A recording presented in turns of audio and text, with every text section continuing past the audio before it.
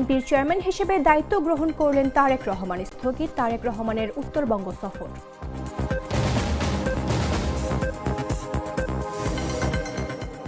তেজতুরী বাজারে স্বেচ্ছাসেবক দলের নেতা মুসাব্বির হত্যার ঘটনায় প্রধান শুটার সহ আটক ৩।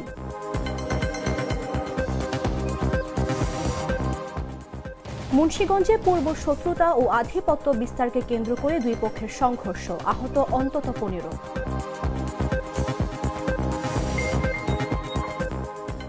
শরীয়তপুরে আওয়ামী লীগ যুবশক্তি যুব সংহতির ৩ শতাধিক নেতাকর্মীর বিএনপিতে যোগদান।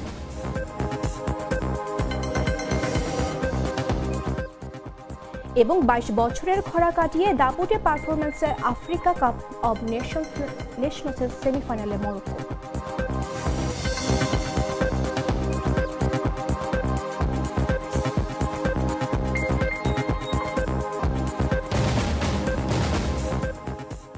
আমন্ত্রণ বেলা ১১টা নিউজে। আপনাদের সাথে রয়েছে আমি মামদুহা রাইসা।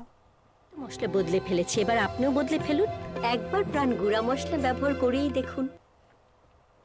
বিএনপির চেয়ারম্যান হিসেবে দায়িত্ব গ্রহণ করলেন তারেক রহমান। শুক্রবার বিএনপির মিডিয়া সেলের পেজের পক্ষ থেকে এ তথ্য জানানো হয়।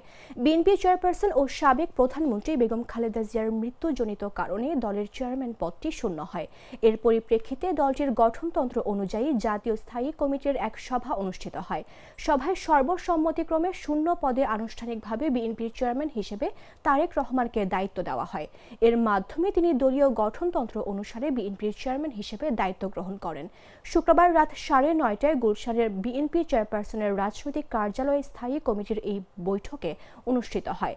পাশাপাশি নির্বাচন কমিশনের অনুরোধে বিএনপি চেয়ারম্যান তারেক রহমানের পূর্ব নির্ধারিত উত্তরাঞ্চল সফর স্থগিত করা হয়েছে বলে জানিয়েছেন দলটির মহাসচিব মির্জা ফখরুল ইসলাম আলমগীর। মির্জা ফখরুল বলেন, নির্বাচন কমিশনের অনুরোধে ১১ জানুয়ারির তারেক রহমানের উত্তরবঙ্গের সফর স্থগিত করা হয়েছে। রাতে গুলশানে বিএনপি চেয়ারপারসনের রাজনৈতিক কার্যালয়ের অনুষ্ঠিত বৈঠক শেষে বিএনপির মহাসচিব এ তথ্য জানান।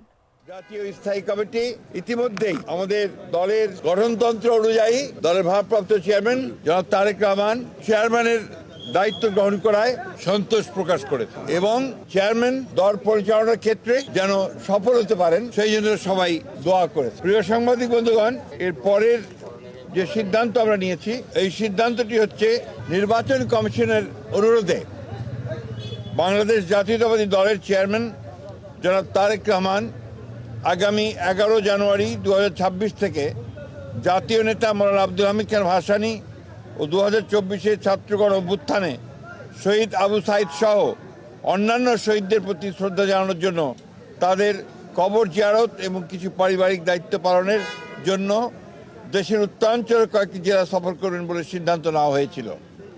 এ ব্যাপারে নির্বাচন কমিশনের অনুরোধে বাংলাদেশ জাতীয়তাবাদী দলের চেয়ারম্যানের এই সফর স্থগিত ঘোষণা করা হয়েছে।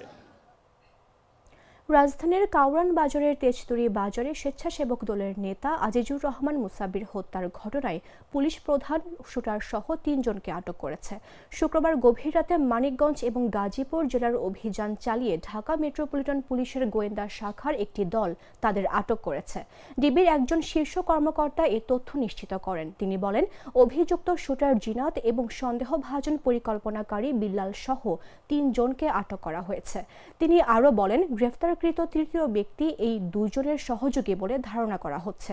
এর আগে মুসাব্বির হত্যাকাণ্ড সংশ্লিষ্ট আরও একটি ভিডিও ফুটেজ আসে পুলিশের হাতে। এ বিষয়ে তেজগাঁও থানার ভারপ্রাপ্ত কর্মকর্তা কে সৈনুর মার্মা বলেন, নতুন পাওয়া ভিডিও ফুটেজে শুটারদের চেহারা আরও স্পষ্ট, যা বিশ্লেষণ করে হত্যার জড়িতদের গ্রেফতারের চেষ্টা চলছে। গেল বুধবার রাত 8:30টার দিকে তেজতুরী বাজারের স্টার হোটেলের গলিতে সন্ত্রাসীদের গুলিতে স্বেচ্ছাসেবক দল ঢাকা মহানগর উত্তরের সাবেক সাধারণ সম্পাদক আজিজুর রহমান মুসাব্বির নিহত হন। এ ঘটনায় তার স্ত্রী সুরাইয়া বেগম বাদী হয়ে তেজগাঁও থানায় একটি হত্যা মামলা দায়ের করেন।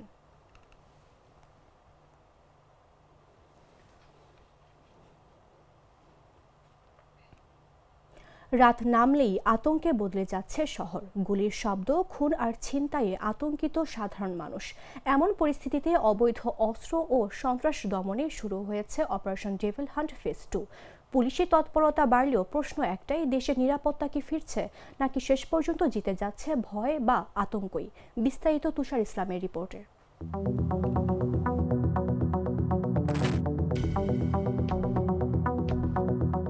রাত বাড়লেই শহরটা বদলে যায়। দোকানের শাটার নামার আগেই মানুষ তাড়াহুড়ো করে ঘরে ফেরে, কারণ কেউ জানে না পরের গুলিটা কোথায়, কার জন্য অপেক্ষা করছে। ঠিক এমন এক ভয়ঙ্কর বাস্তবতায় দেশে শুরু হয়েছে অপারেশন ডেভিল হান্ট ফেজ 2। অবৈধ অস্ত্র উদ্ধার আর অপরাধীদের ধরতেই এই অভিযান। তৎপরতাও বেড়েছে, কিন্তু ভয় কমেনি।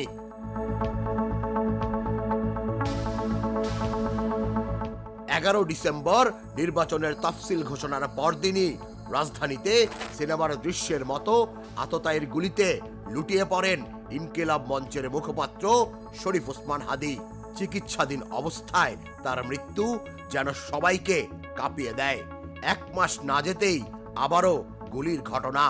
তেস্তুরি বাজারে স্বেচ্ছাসেবক দল নেতা আজিজুর রহমান মুসাব্বির খুন। এরপর যেন একটার পর একটা ভয়ঙ্কর দৃশ্য।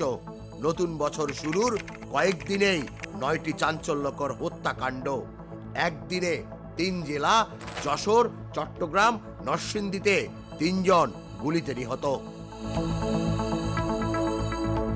এ শুধু খুন নয়, আতঙ্ক ছড়ানোর খেলাও চলছে। রাজবাড়ীতে জামিনে বেরিয়েই কারাগারের সামনে গুলি ছুড়ে জানান দেয় এক সন্ত্রাসী। চট্টগ্রামে একটি বাড়ির লক্ষ্য করে ছোড়া হয় 20 রাউন্ড গুলি। গাজীপুরে এক কর্মী প্রাণে বাঁচলেও মোটরসাইকেল ছিনতাই হয়। পুলিশ বলছে সব ঘটনাই রাজনৈতিক নয়, চাঁদাবাজি আর আধিপত্যের লড়াইও আছে। তবে পরিসংখ্যান বলছে গেল 26 দিনে 2 শতাধিক অস্ত্র উদ্ধার, হাজার হাজার গ্রেফতার। তবু প্রশ্ন একটাই, এত অভিযানের পরও কেন সাধারণ মানুষ নিরাপদ বোধ করছে না? নিরাপত্তা বিশ্লেষকরা বলছেন, নির্বাচনকে সামনে রেখে যে শক্ত নিরাপত্তা দরকার, সেখানে স্পষ্টতই ঘাটতি রয়েছে। নির্বাচনের আগে এই অস্ত্রের ঝনঝনানি থামাতে না পারলে ভোটের মাঠে এর প্রভাব পড়বে। এখন প্রশ্ন হলো, ডেভিল হান্ট কি সত্যি ডেভিলদের ধরতে পারবে, নাকি এই অন্ধকার আরো ঘনীভূত হবে? এই প্রশ্নেই থমকে আছে পুরো দেশ। Mr. Noodles, amazing taste. রাজধানী ঢাকা ও আশপাশের এলাকায় দিনের তাপমাত্রা কিছুটা কমতে পারে, ফলে আগের তুলনায় দিনের শীতের তীব্রতা কিছুটা বাড়তে পারে। তবে আবহাওয়া শুষ্কই থাকবে। শনিবার আবহাওয়া অধিদপ্তরের সকাল 7টা থেকে পরবর্তী 6 ঘন্টার জন্য দেওয়া ঢাকা ও পার্শ্ববর্তী এলাকার আবহাওয়ার পূর্বাভাসে এ তথ্য জানা যায়। পূর্বাভাসে বলা হয়, দিনের প্রথমার্ধে আকাশ অস্থায়ীভাবে আংশিক মেঘাচ্ছন্ন থাকতে পারে, তবে সামগ্রিকভাবে আবহাওয়া শুষ্ক থাকবে। এ সময়ে উত্তর বা উত্তর পশ্চিম দিক থেকে ঘন্টায় 5 থেকে 10 কিলোমিটার বেগে বাতাস বয়ে যেতে পারে, যা দিনের তাপমাত্রা সামান্য কমাতে ভূমিকা রাখবে। এদিন ভোর 6টায় ঢাকার তাপমাত্রা রেকর্ড করা হয়েছে 13.4 ডিগ্রি সেলসিয়াস। একই সময়ে বাতাসে আর্দ্রতার পরিমাণ ছিল 88%। আজকের সর্বনিম্ন তাপমাত্রা রেকর্ড হয়েছে 12.4 ডিগ্রি সেলসিয়াস।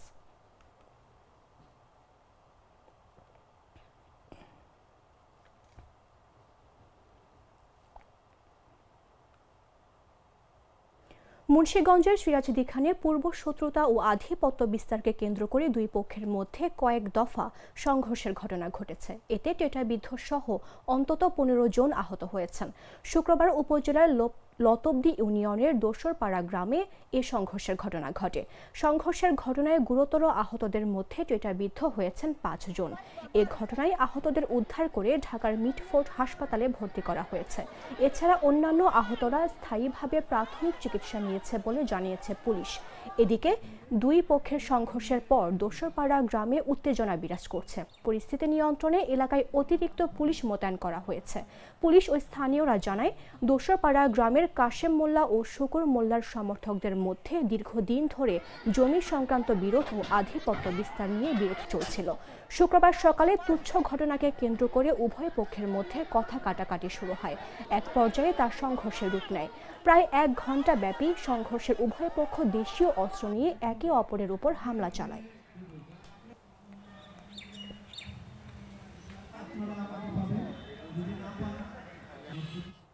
শরীয়তপুরে আওয়ামী লীগ যুবশক্তি ও যুব সংহতির অন্তত 3 শতাধিক নেতাকর্মী বিএনপিতে যোগদান করেছেন। শুক্রবার রাতে সদর উপজেলার বুড়িরহাট এলাকার খালেদা জিয়ার রুহের মাগফিরাত কামনায় আয়োজিত দোয়া অনুষ্ঠান শেষে তারা আনুষ্ঠানিকভাবে বিএনপিতে যোগদান করেন। এদের মধ্যে ছিলেন জেলা আওয়ামী লীগের সদস্য মুজিবুর রহমান খোকন, জেলা যুবদল যুবশক্তির মুখ্য সংগঠক রেজাউল করিম আদিব ও বাংলাদেশ জাতীয় পার্টির সহযোগী সংগঠন যুব সংহতির সদস্য সচিব মোহাম্মদ সিয়াম। শুক্রবার রাতে শরীয়তপুরের বুড়িরহাট এলাকার সাবেক প্রধানমন্ত্রী খালেদা জিয়ার রুহের মাগফিরাত কামনায় দোয়া মাহফিলের আয়োজন করে আঞ্চলিক বিএনপি ও সহযোগী সংগঠনের নেতাকর্মীরা। এ সময় অনুষ্ঠানে অংশ নেয় বিএনপির চেয়ারম্যান তারেক রহমানের একান্ত সচিব ও শরীয়তপুর 3 আসনের বিএনপি মনোনীত প্রার্থী মিয়া নুরুদ্দিন অপু ও জেলা বিএনপির সাংগঠনিক সম্পাদক ও শরীয়তপুর 1 আসনের বিএনপি মনোনীত প্রার্থী সাইদ আসলাম। দোয়া মাহফিল শেষে তাদের ফুলের মালা পরিয়ে জেলা আওয়ামী লীগের সদস্য সচিব মুজিবুর রহমান খোকন, জেলা যুবশক্তির মুখ্য সংগঠক রেজাউল করিম আদিব ও বাংলাদেশ জাতীয় পার্টির সহযোগী সংগঠন যুব সংহতির সদস্য সচিব মোহাম্মদ সিয়াম তাদের নেতাকর্মীদের নিয়ে আনুষ্ঠানিকভাবে বিএনপিতে যোগদান করেন।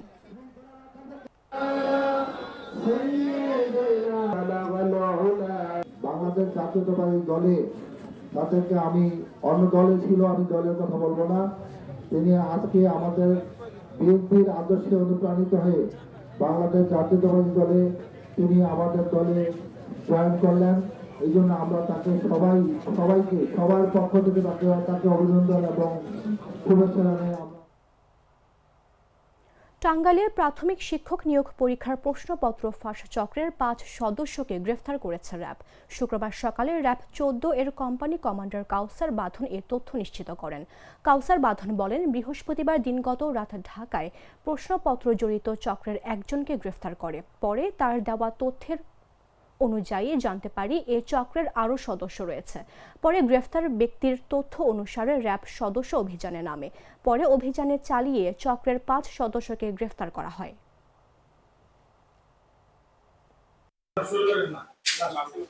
তাদের নিকট থেকে ব্ল্যাঙ্ক চেক, স্ট্যাম্প পেপার, প্রার্থীর প্রাথমিক সহকারী শিক্ষক নিয়োগের প্রবেশপত্র, প্রার্থীর আসল সার্টিফিকেট এবং তাদের ব্যবহৃত মোবাইল ফোনগুলো জব্দ করা হয়। গ্রেপ্তারকৃত আসামিদের মোবাইলে বিভিন্ন পরীক্ষার্থীদের সাথে প্রশ্নপত্র এবং চাকুরি দেওয়ার নামে বিভিন্ন অঙ্কের টাকা আদান প্রদানের কথোপকথন সহ বিভিন্ন আলামত পাওয়া যায়। গ্রেপ্তারকৃত আসামিদের বিরুদ্ধে আইনানুগ ব্যবস্থা গ্রহণের জন্য টাঙ্গাইল সদর থানায় আলামত সহ হস্তান্তর করা হবে। উল্লেখ্য যে গ্রেপ্তারকৃত সকল আসামিদের নামে শেরেবাংলা নগর থানায় প্রাথমিক শিক্ষা অধিদপ্তর কর্তৃক মামলা রুজু করা হয়েছে, যার মামলা নং 9 তারিখ 9 জানুয়ারি 2026, ধারা 406, 420/34, পেনাল কোড 1860। দিনাজপুরে প্রাথমিক সহকারী শিক্ষক নিয়োগ পরীক্ষায় ইলেকট্রনিক ডিভাইস সহ 16 জন ও প্রক্সি দিতে আসা 2 জনকে আটক করা হয়েছে। এ সময় 16টি ডিভাইস জব্দ করা হয়েছে। শুক্রবার দিনাজপুরে মোট 45টি পরীক্ষা কেন্দ্রের মধ্যে 11টি কেন্দ্র থেকে 18 জনকে আটক করা হয়। অতিরিক্ত পুলিশ সুপার আনোয়ার হোসেন বিষয়টি নিশ্চিত করে জানান, প্রাথমিকভাবে জানা গেছে আটক পরীক্ষার্থীদের প্রত্যেকের কাছ থেকে 15 লাখ টাকা করে টাকা নেওয়া হয়েছে। এই চক্রটিকে ধরার জন্য কাজ করছে পুলিশ। পুলিশের ডিভাইস ব্যবহারের কৌশল আগে থেকেই জানার থাকায় তাদের পরীক্ষা কেন্দ্র থেকে আটক করা হয়। আটকদের বিরুদ্ধে পাবলিক পরীক্ষা নিয়ন্ত্রণের আইনে মামলা প্রক্রিয়াধীন রয়েছে।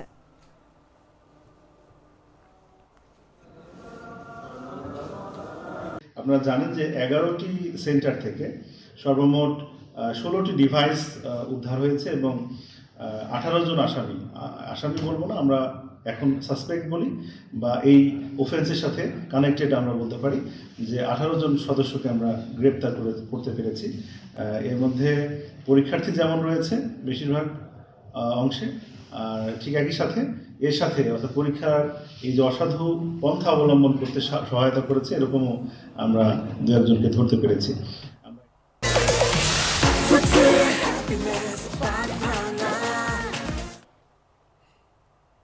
জানাবো আন্তর্জাতিক সংবাদ।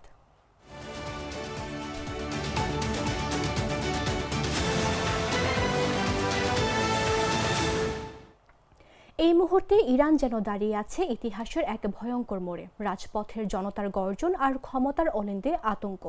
ইন্টারনেট বন্ধ, শহর অন্ধকারে, তবু থামেনি বিক্ষোভের আগুন। যে শাসন ব্যবস্থা 4 দশক ধরে অটল বলে মনে হতো, আজ তা কাঁপছে সাধারণ মানুষের ক্ষোভে। প্রতীক ভাঙছে, ভয় ভাঙছে নীরবতার দেয়ালও। প্রশ্ন একটাই, একে শুধু আরেকটি দমনপীড়নের অধ্যায়, নাকি ইরানের ইতিহাসে আসন্ন কোনো বড় পরিবর্তনের ইঙ্গিত? বিস্তারিত তুষার ইসলামের রিপোর্টে।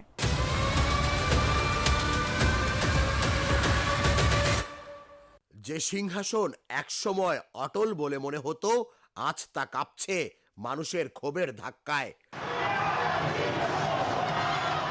রাত নামলেই ইরানের শহরগুলো যেন রূপ নেয় এক অচেনা অন্ধকারে। ইন্টারনেট নেই, মোবাইল নেটওয়ার্ক নিস্তব্ধ, তবুও থেমে নেই জনতার গর্জন। গুলির শব্দে আকাশ কাঁপলেও রাস্তায় মানুষের ঢল কমছে না। প্রশ্ন উঠছে, 4 দশকের লৌহ শাসনের শেষ কি তবে শুরু হয়ে গেছে? ইরানি মুদ্রার ভয়াবহ অবমূল্যায়ন থেকে জন্ম নেয়া এই বিক্ষোভ 12 দিন ধরে দাবানলের মতো ছড়িয়ে পড়েছে। তেহরান, মাশহাদ, ইস্পাহান, 31টি প্রদেশের শতাধিক শহর এখন অগ্নিগর্ভ। বিক্ষোভকারীরা পুড়িয়ে দিচ্ছে রাষ্ট্রীয় ভবন, গভর্নর অফিস থেকে শুরু করে পুলিশের মোটরসাইকেল পর্যন্ত। আগুন ধরানো হয়েছে সর্বোচ্চ নেতার ছবিতেও। রাজপথে স্লোগান, চোখে প্রতিশোধের আগুন। ফার্স প্রদেশে ভেঙে ফেলা হয়েছে কাসেম সোলাইমানির ভাস্কর্য, যা এক সময় ছিল রাষ্ট্রীয় শক্তির প্রতীক। সেই দৃশ্য ছড়িয়ে পড়তেই সামাজিক যোগাযোগ মাধ্যমে শুরু হয় নতুন এক উন্মাদনা। কিন্তু ঠিক তখনই দেশ জুড়ে নেমে আসে ইন্টারনেট ব্ল্যাকআউট। অন্ধকারে ঢেকে যায় পুরো ইরান। এই 12 দিনে প্রাণ গেছে অন্তত 42 জনের, গ্রেফতার হয়েছেন 2000-এরও বেশি। এরই মধ্যে ওয়াশিংটন থেকে হুঁশিয়ারি, বিক্ষোভকারীদের হত্যার প্রমাণ পেলে যুক্তরাষ্ট্র সরাসরি হস্তক্ষেপ করবে। পাল্টা কৌশলে আলোচনার ইঙ্গিত দিচ্ছে Tehran. O ministro das Relações Exteriores disse que o Irã está pronto. আর সবচেয়ে রহস্যজনক খবর, খামেনির প্ল্যান বি। ব্রিটিশ গণমাধ্যমের দাবি, পরিস্থিতি নিয়ন্ত্রণের বাইরে গেলে মস্কোতে পালানোর প্রস্তুতি নিচ্ছে শীর্ষ নেতৃত্ব। রাশিয়ার কার্গো বিমানে করে সরানো হচ্ছে স্বর্ণ, জড়ো করা হচ্ছে নগদ অর্থ। বিশ্লেষকদের শঙ্কা আরো ভয়ঙ্কর। যদি নিরাপত্তা বাহিনীর একটি অংশ সরে দাঁড়ায়, তবে ইতিহাসের সবচেয়ে বড় মোড় নিতে পারে ইরান। এখন প্রশ্ন হলো, ইরানের এই আগুন কি থামবে, নাকি সবকিছু পুড়িয়ে শেষ করে দেবে? তুষার ইসলাম, জাগো নিউজ।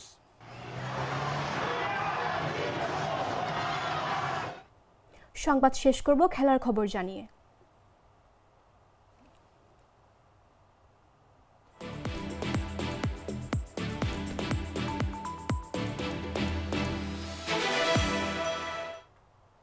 দাপুটে পারফরমেন্স দেখিয়ে আফ্রিকা কাপ অফ নেশনসের সেমিফাইনালে জায়গা করে নিয়েছে মরক্কো। রাবাতে কোয়ার্টার ফাইনালে ক্যামেরুনকে 2-0 ব্যবধানে হারিয়েছে স্বাগতিক মরক্কো। 2 অর্থে 2টি গোল দীর্ঘ 22 বছর পর সেমিফাইনালে পা রেখেছে মরক্কো। একটি করে গোল করে ব্রাহিম দিয়াজ ও ইসমাইল সাইবারি মরক্কোর হয়ে জয় নিশ্চিত করেন। পুরো ম্যাচে ক্যামেরুন খুব একটা প্রতিরোধ করতে পারেনি। সবশেষ 2004 নেশনস কাপের সেমিতে খেলেছিল দলটি। 26তম মিনিটে কর্নার থেকে আইয়ুব এল কাবির ফ্লিকে বল পেয়ে কাছ থেকে বল জালে পাঠান ব্রাহিম দিয়াজ। উড়ুতে লেগে বল জালে প্রবেশ করলে টুর্নামেন্টে এটি ছিল তার পঞ্চম গোল। দ্বিতীয়ার্ধের শেষ সেট পিস থেকেই আসে ইসমাইল সাইবারির গোল। ফ্রি কিক থেকে আসা বল পেয়ে নিচু বাঁ পায়ের শটে ব্যবধান দ্বিগুণ করেন তিনি। 2022 কাতার বিশ্বকাপের সেমিফাইনালে খেলা মরক্কোর সমর্থকরা নেশনসের কাপের সেমির গ্যালারিতেও উন্মাতাল পরিবেশে স্মৃতি ফিরিয়ে আনে। সেই চিরচেনা আবহে ওয়ালিদ রেগ্রাগুয়ের দল পুরো ম্যাচে নিয়ন্ত্রণ ধরে রাখে।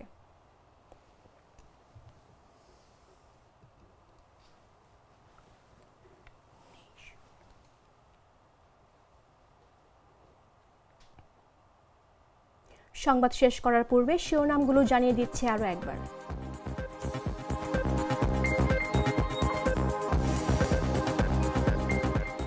বিএনপির চেয়ারম্যান হিসেবে দায়িত্ব গ্রহণ করলেন তারেক রহমান। স্থগিত তারেক রহমানের উত্তরবঙ্গ সফর। তেজতুরী বাজারে স্বেচ্ছাসেবক দলের নেতা মুসাব্বির হত্যার ঘটনায় প্রধান শুটার সহ আটক 3। মুন্সিগঞ্জে পূর্ব শত্রুতা ও আধিপত্য বিস্তারকে কেন্দ্র করে দুই পক্ষের সংঘর্ষ, আহত অন্তত 15। শরীয়তপুরে আওয়ামী লীগ যুব শক্তির যুব সংহতির 3 শতাধিক নেতাকর্মীর বিএনপিতে যোগদান।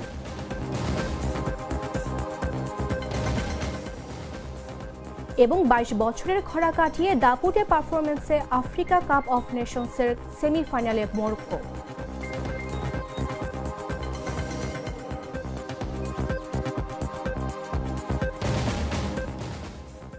দর্শক, এই ছিল এখনকার মতো। প্রতি মুহূর্তে সর্বশেষ খবর জানতে ভিজিট করুন jagonews24.com। ফলো করুন আমাদের ভেরিফাইড ফেসবুক পেজ এবং সাবস্ক্রাইব করুন জাগো নিউজের ইউটিউব চ্যানেল। ধন্যবাদ সবাইকে।